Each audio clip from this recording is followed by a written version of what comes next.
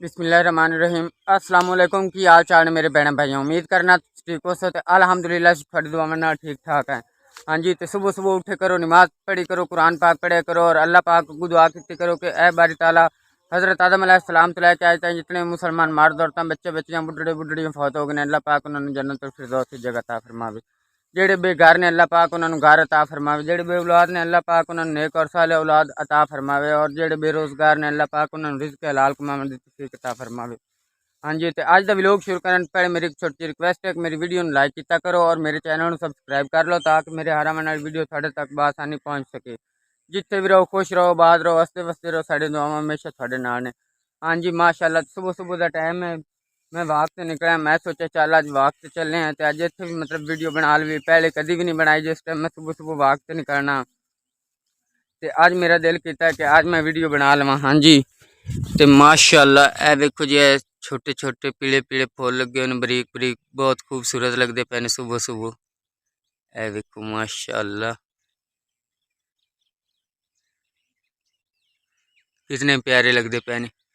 तो कब्रिस्तान परिंदे बोलते बंदे ने।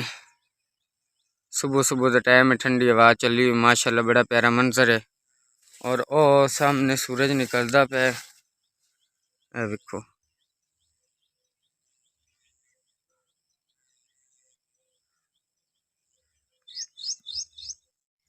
माशाल्लाह। तो ए देखो सूरजमुखी के फुल खिले खलोते ने। सुबह सुबह का टाइम है, इस साइड तो मतलब मशरक की तरफ इन्हें मुँह किया, जी साइड तो सूरज चलू होना है। देखो माशाल्लाह कितना प्यारा लगता पे, खूबसूरत लगता पे। हाँ जी, परिंदे बोल रहे हैं, सुबह सुबह का टाइम है। अस्सलाम वालेकुम। की हाल चाल ने मेरे भैन भाई। उम्मीद करना है कि तुम ठीक हो। सो अल्हम्दुलिल्लाह से ठीक ठाक है। सुबह सुबह का टाइम ने नाश्ते तो मैं नाल चाह बनाती पई हाँ।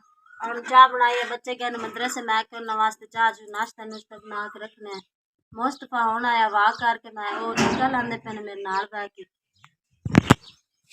हाँ जी, सुबह सुबह होने वक्त वापस आए तो मैं इंसुलिन ला रहे हैं क्योंकि ये सब तो जरूरी है। निरन्ने इंसुलिन लानी पौंदी शुगर की वजह तो इंसुलिन लाने तो बाद हम राइट 15-20 मिनट बाद मैं नाश्ता करना। सुबह भी ये लावी दी निरन्ने तो शाम को भी ये मतलब इंसुलिन लाने तो बाद ही कोई रोटी पानी खांदा। हाँ जी, पहला किता हूँ ला ली, हूँ इंज भी मेरा सारी दिहाड़ी का झंझट मुक गया, मतलब परेशानी खत्म हो गई। इंसुलिन हो जी मैं सुबह सुबह ला ली। किस मेरे भैन भाई नाश्ता करना है जी, बिस्मिल्लाह। चाह का टाइम है, चाह पी सकते हैं और नाश्ता करना है, इस वजह तो मैं अच्छा सब्जी वाली दुकान तो फ्रूट लवें। मैं आखे चलो मैं और सुबह सुबह मतलब फ्रूट खवा के तो उतों दवाइयाँ वगैरह दे दसा है। देखो माशाल्लाह कितने प्यारियां तरतीब नाल सब्जियां लगी हुई ने, तरतीब वाइज। और पीछे फ्रूट जुड़े हुए माशाल्लाह। देखो है छोटा जो बच्चा दुकानदार जो मतलब सौदा सलफ दे रहा है। देखो कितना प्यारा निज़ाम इन्हें बनाया। हाँ जी, छोटे हो गया मेरे मतलब फ्रूट। देखो जी, मैं अम्मी और वास्ते खुरमानियाँ और आड़ू लैके जा रहे हैं। तो चल के हूँ उन्होंने खवाना, खवा के तुत्तू दवाई वगैरह उन्होंने दसा। हूँ मैं फ्रूट धो रहा, घर लैके आ गया तो हूँ धोंदा पे धो के फिर अम्मी और देना फ्रूट वो खा ले सन। खाने तो बाद मुड़ उन्होंने दवाई दे देसा। तो उस तो बाद अज मेरी ड्यूटी है, मतलब मैं जाना है उधर बाग। उस तो बाद मुड़ बाग जैसा अल्लाह ने याद करके फिर अम्मी और दवाइयाँ वगैरह दे ली ना। उस तो बाद मुड़ आड़े काम में वग दसा। माशाल्लाह ते बाजी होरी फ्रूट कटते पे ने। हाँ जी, अम्मी और वास्ते फ्रूट कटते पे। अम्मी और चाह चु नहीं देनी है ना, इस वजह तो नाले अम्मी और लस्सी भी नहीं पींदे क्योंकि उन्होंने मुड़सा उखड़ जाता है। उस वजह तो मैं चलो फ्रूट काट के उन्होंने देने हैं भी वो खा ले सन तो दवाई की सामने। हाँ जी, तो खाला और भी कोल बैठे ने माशाल्लाह।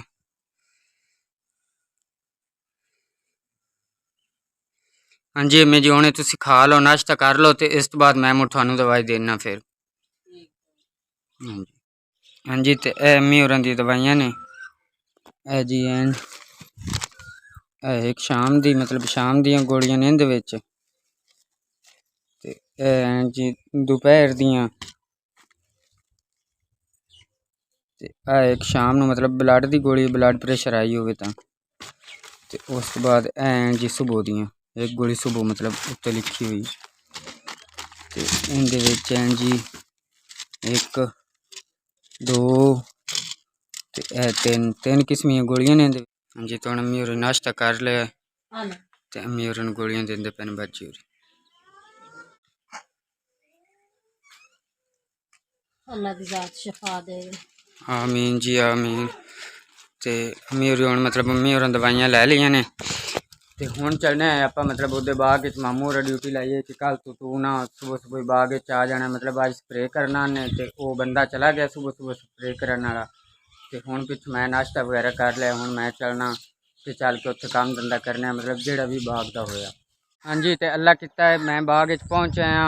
मामू होरा कल मेरी ड्यूटी लाई है भी तो कल बाग च जाना कैसर भाई दे नाल मतलब स्प्रे वगैरह करना या मिट्टी मुड्ढा लानी ताकि जेह्ड़े बूटे हैं ना सीधे हो जावें क्योंकि मामू होरां जाना हा उकाड़े वापस अपने घर क्योंकि उत्थों उन्होंने कोई काम धंधा हा जरूरी काम आ उन्होंने इस वजह तो उधर गए ने। आज मेरी ड्यूटी इत्थे बाग च है तो फिलहाल मैं हुण कैसर भाई दे नाल हाँ ते हुण ही पहुंचा माशाअल्लाह ते अल्लाह किता है जेड़ा बाग है ना फल नाल भरिया खुड़ता सारे बूटियां दे उत्ते फल काफ़ी सारा लगा होया ते हुण ही पहुंचा ते अपनी रोटी मैं इत्थे बंद दित्ती है। मैं क्या दोपहर वास्ते मैं अपनी रोटी लैन दी बार बार घर नहीं जाया जाता इस वजह तो मैं लिया रोटी नाल ही लै आया।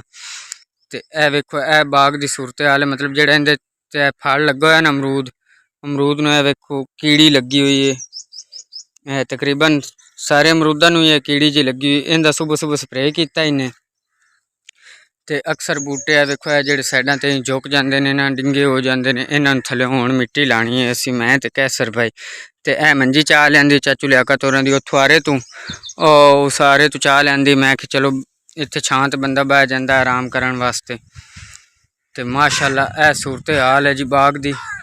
ते वेखो सामने बूटा एक ते थल्ले ही डिग्गा पिया ना बिल्कुल ही एक ये थल्ले डिग्गा पे एक परली साइड ते इंदे नाल है वो भी बूटा बिल्कुल ही जमीन दे नाल लगा पे थल्ले रूटा फिरया ना कल उन्ना ते मुड़ रूटे दे नाल के बूटे अड़ते रहने या हवा दे नाल एक साइड ते हो जाते हैं क्योंकि इन्ना फल चाहे ना फल की वजह तो वजन है इन्ना ते अमरूद की लकड़ अगे बेकार जी होंगी इस वजह तो लचक खा गई। हाँ जी कैसर भाई सुनाओ कि स्प्रे किया इन्हें स्प्रे सारे बूटे हो गया कितनी टैंकियां लगियां 2 टैंकियां ठीक हो गया। तो हाँ हुण कैसर भाई होरी काम नूं लगे हुए हैं हुण मैं भी अल्लाह नूं याद करके लगना इन्हां दे नाल काम नूं ते अज दा व्लॉग आपां इत्थे खत्म करने आए इंशाअल्लाह जिंदगी रही तो फिर मुलाकात होसी खुदा हाफिज़।